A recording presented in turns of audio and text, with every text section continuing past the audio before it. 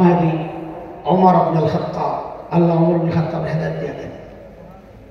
হযরত ওমর যখন ইসলাম কবুল করছেন, এত জোরে তাকবীরের আওয়াজ হয়েছে মক্কায়, গোটা মক্কার আওয়াজ ধুম আওয়াজ উঠে আসছে এবং মিছিল সহ তাকবীর দিতে দিতে কাবায় যায় তওয়াফ করেছে সবাই। সর্বপ্রথম প্রকাশ্যে এইভাবে মুসলমান বের হয়ে গেছে।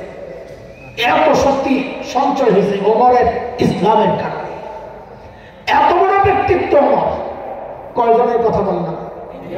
কয়জন? চলেন একটু সংক্ষেপে দেখে আসি ওই তিনজন আখিরাতের চিন্তায় কি করতেন। আম্মা জান নামাজ পড়তেছেন, রাতের নামাজ। রাতের নামাজ মানে তিলাওয়াত করতে করতে আয়াত একটা চলে আসছে, وَبَدَا لَهُم مِّنَ اللَّهِ مَا لَمْ يَكُونُوا يَحْتَسِبُونَ।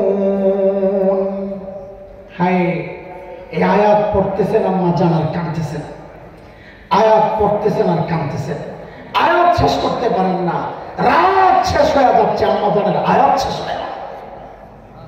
কি আছে এই আয়াতে? এভাবে কাঁদতেছে।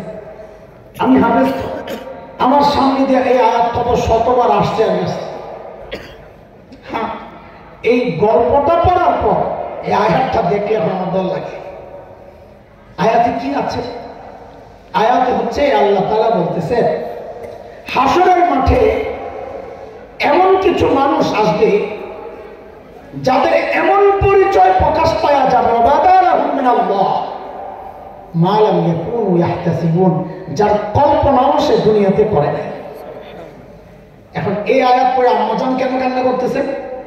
আম্মাজান কাঁদতেছেন এই জন্য, আরে দুনিয়ায় তো আমার পরিচয় আমি আবু বকরের কন্যা, দুনিয়ায় তো আমার পরিচয় আমি নবীজির স্ত্রী। হ্যাঁ, হাসরে উঠা যদি দেখি আমার পরিচয় পাল্টে গেছে তো আমি কি করব? আম্মাজান কাঁদতেছে। আম্মাজানের কোনো টেনশন থাকার কথা, তিনি তো জান্নাতের গ্যারান্টি পাওয়া মানুষ। সাহাবীদের আখিরাতের চিন্তা।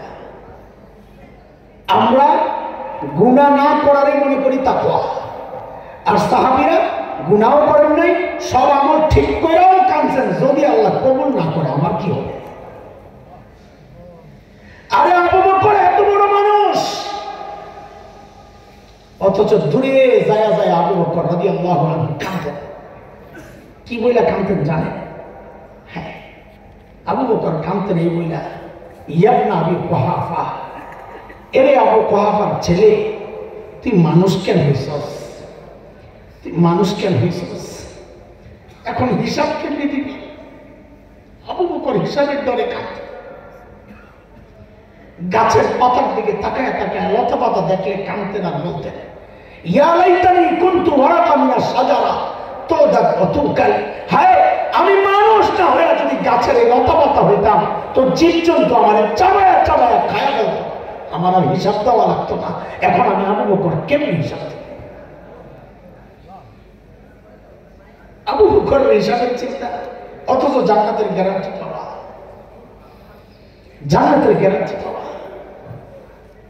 কাঁদতেছ, যদি আটকায় গেল, চিন্তা একটাই, আল্লাহর সামনে দিয়ে যাওয়ার সময় ডাক্তারটা আসবে, কোরআনে আছে ডাক একটা আসবে, ওই ডাকের আওতায় যদি আমি পড়ে গেলাম, কোন ডাক? ওয়াকিফুহুম ইন্নাহুম মাসউলুন, ওরা জিজ্ঞেস করতে হবে। এই ডাকের আওতায় যদি আমি পড়ে যাই তা আমি কি জবাব দিব? আবু বকরের টেনশন। আমরা হাসতেছি। চলেন সাইয়েদনা ওমরের হালত দেখাস, এত বড় মানুষ ওমর ফজরের নামাজ পড়াইতে গেছে,